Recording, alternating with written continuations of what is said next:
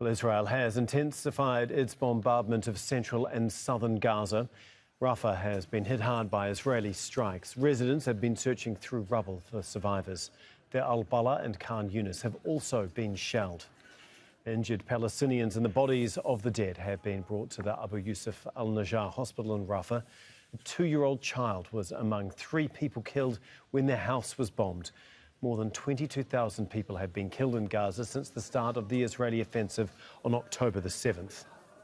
Well, for more on all of this, Hani Mahmoud joins us live from Rafah in southern Gaza. And the Red Crescent building has also been hit yet again. More displaced civilians that were sheltering there have been killed, Hani.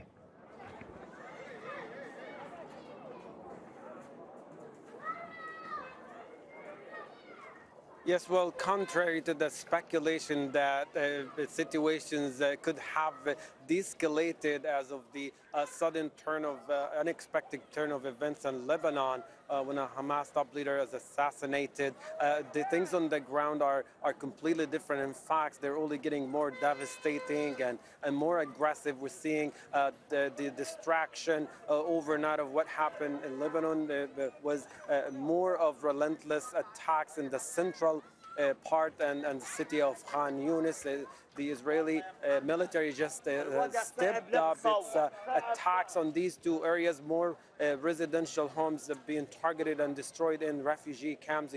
That includes the Nusayrat refugee camps, where a group of residential homes were destroyed. So far, the airstrikes destroyed 5 of these residential towers. Those are at the eastern side of Nusayrat refugee camp number 2. That's close to Salah ad-Din road. And in fact, there are hundreds of people who resided in those buildings and now just find themselves in the out with no shelters and are pushed to go to Deir al-Balah city, and some of them whom we were able to speak with within the past couple hours who made their way to Rafah city described the horror of those relentless airstrikes. In fact, some of them were able to leave only just minutes away from the beginning of the concentrated attacks on these residential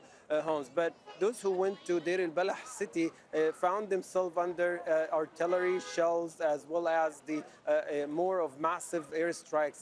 Deir al-Balah city was designated as a safe area for displaced Palestinians. They were told to leave the central part and go to Deir al-Balah, but found themselves under these heavy bombardments, and some of them were killed within hours of their arrival. So far, there are reports of at least 5 people reported to Al-Aqsa Hospital killed, the vast majority of children, and we talk about also tens of other injuries who are still in the targeted areas. It's becoming increasingly difficult nowadays for paramedics and ambulance to reach those targeted areas and try to give the help and pull injuries from those areas. Similar situations are taking place in Khan Younis, and particularly the southern part of Khan Younis at the edge of Rafah city, where a residential home was also targeted and destroyed. There are reports about 3 people killed from one family, displaced Palestinians in that residential